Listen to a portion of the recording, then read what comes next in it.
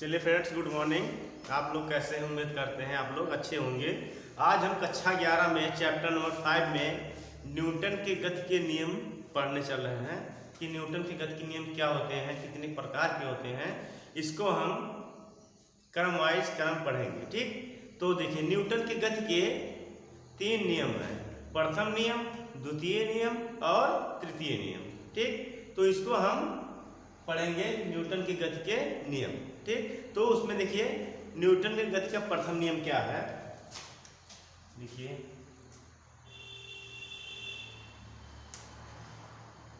प्रथम नियम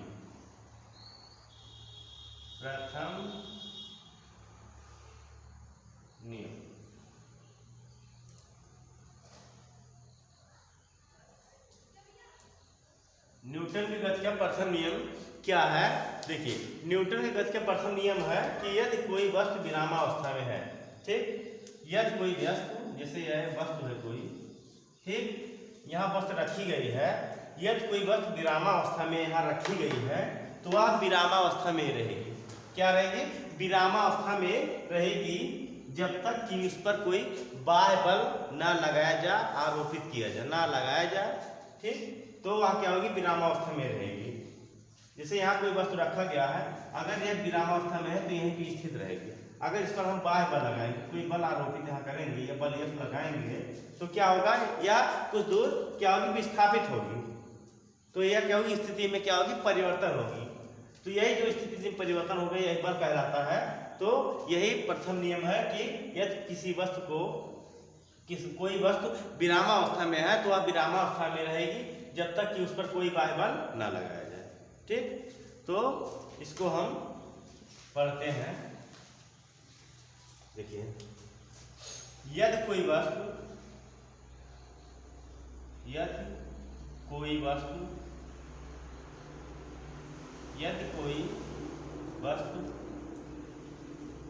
विरामावस्था में है,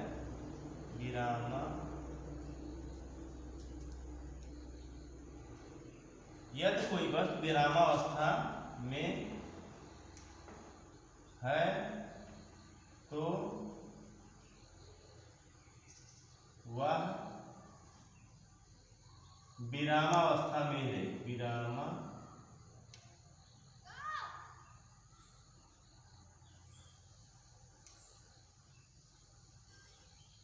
तो वह क्या होगी? विरामावस्था में रहेगी। ठीक, यदि कोई वस्तु विरामावस्था में है तो वह विरामावस्था में ही रहेगी, विरामावस्था में ही रहेगी जब तक कि उस पर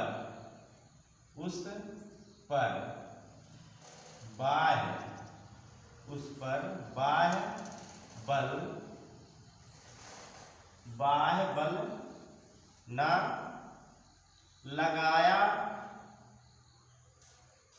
लगाया जाए। ठीक, तो यदि कोई वस्तु विरामावस्था में है तो वह विरामावस्था में ही रहेगी जब तक कि उस पर बाह्य बल ना लगाया जाए। ठीक, तो ये क्या है? गति का प्रथम नियम है। ठीक, अब इसी प्रकार द्वितीय नियम है, इसको आप नोट कर लें, फिर द्वितीय नियम पढ़ा जाए। चलिए देखिए न्यूटन की गति का द्वितीय नियम क्या है, इसको हम पढ़ेंगे कि न्यूटन की गति के द्वितीय नियम क्या है। देखिए किसी वस्तु के संवेग परिवर्तन की दर उस वस्तु पर लगने वाले बल F के समानुपाती होता है। क्या होता है? उस वस्तु के समानुपाती होता है। किसी वस्तु के संवेग परिवर्तन की दर उस वस्तु पर लगने वाले बल F के समानुपाती होता है। ये गति के द्वितीय नियम है।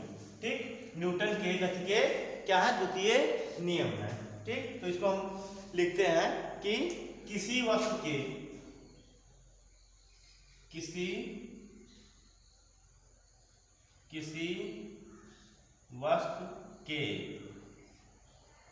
संवेग किसी वस्तु के संवेग परिवर्तन की दर, किसी वस्तु के संवेग परिवर्तन की दर क्या होती है? उस वस्तु पर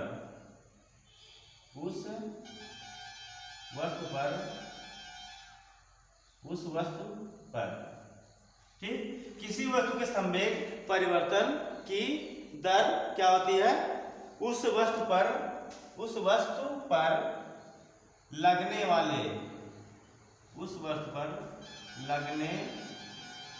वाले बल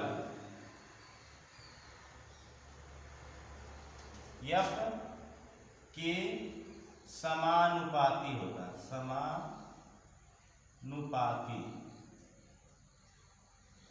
उस वस्तु के बल F के समानुपाती होता है। ठीक, तो ये है द्वितीय नियम है कि किसी वस्तु के संवेग परिवर्तन की दर उस वस्तु पर लगने वाले बल F के समानुपाती होता है। ठीक, अब देखिए ये हो गया, नियम हो गया। इसके बाद इसमें कुछ पॉइंट है, इसको हम पढ़ते हैं। देखिए पॉइंट क्या है। ठीक, अब देखिए ये पॉइंट है कि देखिए क्या होता है? संवेग परिवर्तन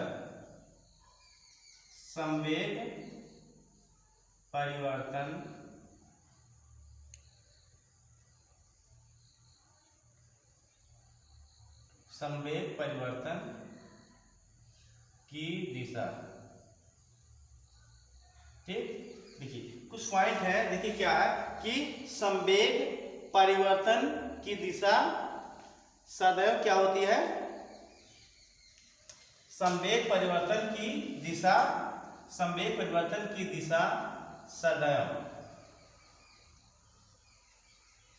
तल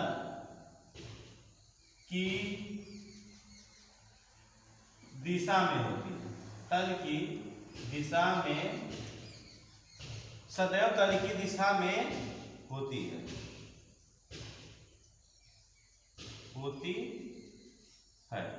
ठीक, संवेग परिवर्तन की दिशा क्या होती है? सदैव तल की दिशा में होती है। इसीलिए इसे हम क्या कहते हैं? इसे हम संवेग का नियम भी कहते हैं। ठीक, इसलिए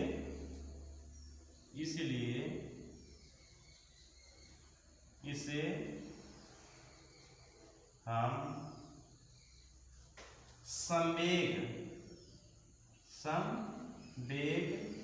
का नियम भी कहते हैं। नियम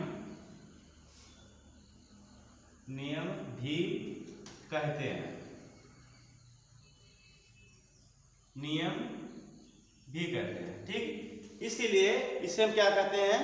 इसे संवेग का नियम भी कहते हैं। ठीक, अब देखिए ये तो नियम और उसके पॉइंट हो गए। अब इसके लिए न्यूटन की गति के हम क्या सूत्र होता है? द्वितीय नियम का सूत्र, यह बराबर नियम है। इसको हम क्या करें? डेराइव करेंगे, इसको हम सत्यापन करेंगे कि कैसे सूत्र आता है। देखिए, चलिए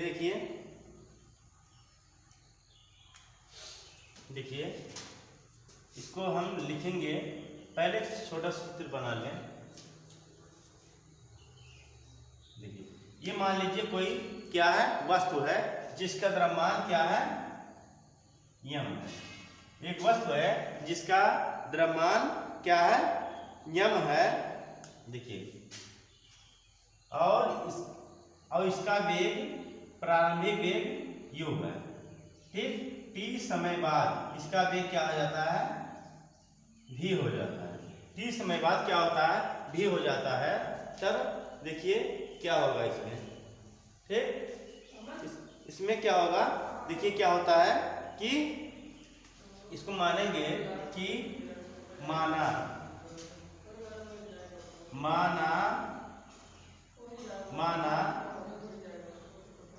कोई वस्तु जिसका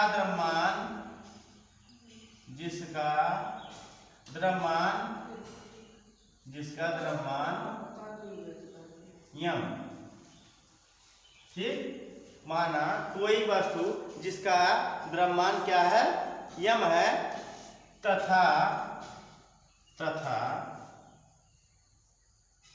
तथा ठीक। माना कोई वस्तु जिसका द्रव्यमान क्या है, यम है, इसके बाद क्या होता है, तथा प्रारंभिक वेग, तथा प्रारंभिक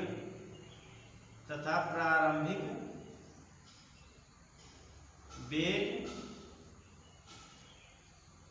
स्मॉल यू है, ठीक। टी समय बाद, टी समय बाद, टी समय बाद, चलिए तो टी समय बाद, देखिए समय समय दो बार लिखिए, तो टी समय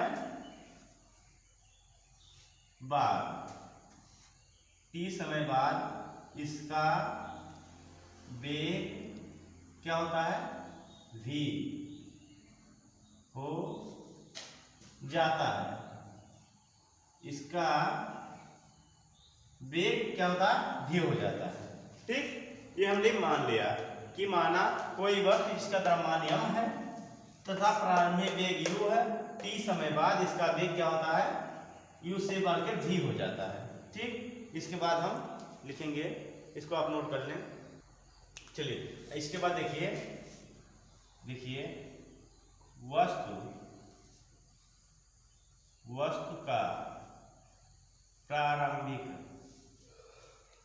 वस्तु का प्रारंभिक संवेग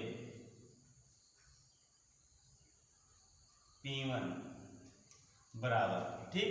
तो संवेग बराबर क्या होता है, द्रव्यमान गुणे वेग, संवेग बराबर द्रव्यमान गुणे वेग, ठीक। तो देखिए तो P1 बराबर क्या हो जाएगा, P1 बराबर द्रव्यमान क्या है, यम। अब वेग, प्रारंभिक वेग, उसका प्रारंभिक वेग हम लोग क्या माने थे, u माने थे, u। तो P1 बराबर m इंटू v, ठीक। इसलिए P1 बराबर क्या हो जाएगा, m u, ठीक। तो P1 बराबर क्या हो गया, ये म्यू, ठीक। इसके बाद देखिए t समय बाद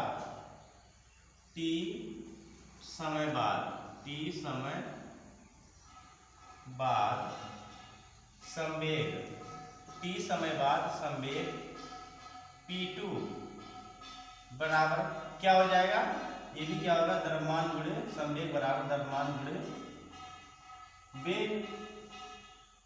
गुणे वेग, तो P2 बराबर क्या हो जाएगा, द्रव्यमान क्या है, द्रव्यमान तो सेम ही है, द्रव्यमान क्या है, वही है, और वेग क्या हो जाता है, u से क्या हो रहा है, जब t समय बाद u क्या हो जा रहा है, v हो जाता है, ठीक। तो इसलिए P2 बराबर क्या हो गया, m v, तो P2 बराबर क्या हो गया, m v, ठीक। अब देखिए अब P1 और P2 का मान आ गया, इसको समीकरण नंबर हम एक चाहे एक मान ले और इसको समीकरण नंबर 2, ठीक। तो समीकरण 1 और 2 आ गया, तो इसको हम क्या करते हैं, अब संवेग परिवर्तन कितना हो रहा है, संवेग परिवर्तन,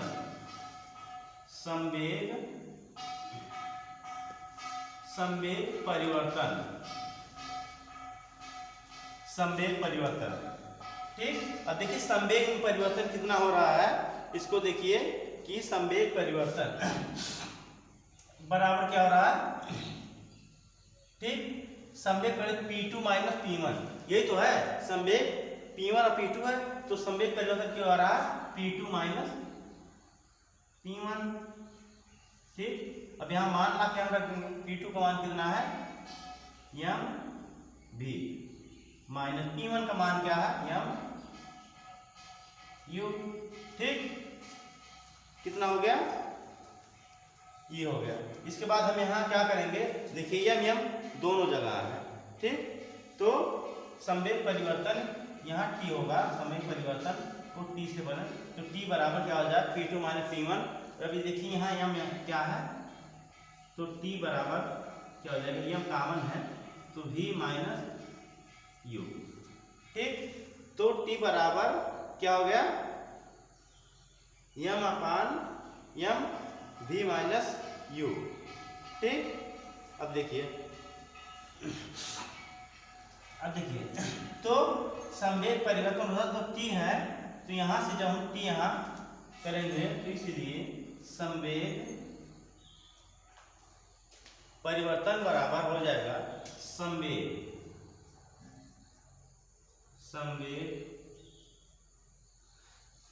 परिवर्तन। ठीक, संवेग परिवर्तन की दर ठीक, इसको टी यहां लिखेंगे, तो संवेग परिवर्तन की दर, तो दर क्या हो जाएगा M into V minus you. अब दर है तो बटे टी, क्या होगा बटे टी, तो संवेग परिवर्तन की दर कितना आ गया, इतना आ गया। अब इसको नोट कर ले फिर। अब देखिए, अब न्यूटन के गति के द्वितीय नियम से,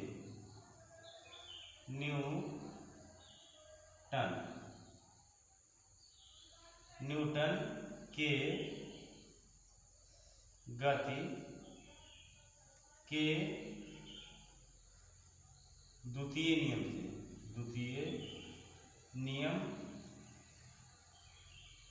से ठीक, न्यूटन के गति के द्वितीय नियम से क्या होता है, देखिए द्वितीय नियम क्या अभी पढ़े थे कि किसी वस्तु के संवेग परिवर्तन की दर क्या होती है, किसी वस्तु के संवेग परिवर्तन की दर क्या होती है, उस वस्तु पर लगने वाले बल के समानुपाती हो गया।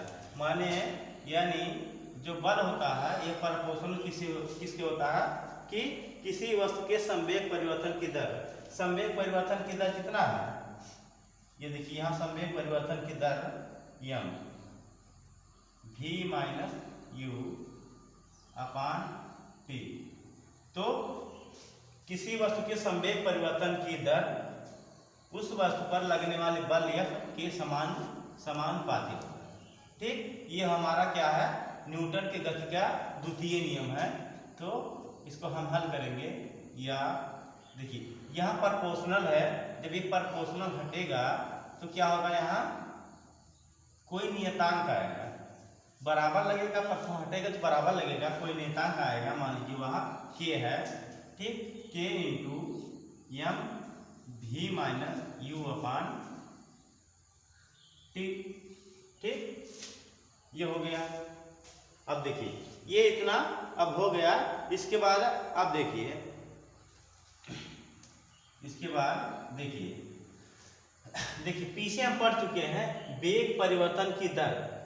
देखिए वेग परिवर्तन की दर को त्वरण कहते हैं। तो देखिए वेग में परिवर्तन क्या हो रहा है, प्रारंभिक अंतिम वेग माइनस प्रारंभिक वेग बटे समय, इतना चीज ये। ठीक, अंतिम वेग माइनस प्रारंभिक वेग बटे समय, इसे हम क्या कहते हैं, त्वरण कहते हैं। यानी अंतिम वेग माइनस प्रारंभिक वेग बटे समय बराबर ये। ठीक, ये क्या होता है, ये होता है, इसको हम क्या कहते हैं, त्वरण कहते हैं। ठीक, क्या कहते हैं, त्वरण कहते हैं। तो हम यहाँ ला के मान रख देंगे या F बराबर K इंटू यम ए। तो F बराबर K इंटू यम ए। ठीक है, यहाँ हो जाएगा। तो आप देखिए इसके बाद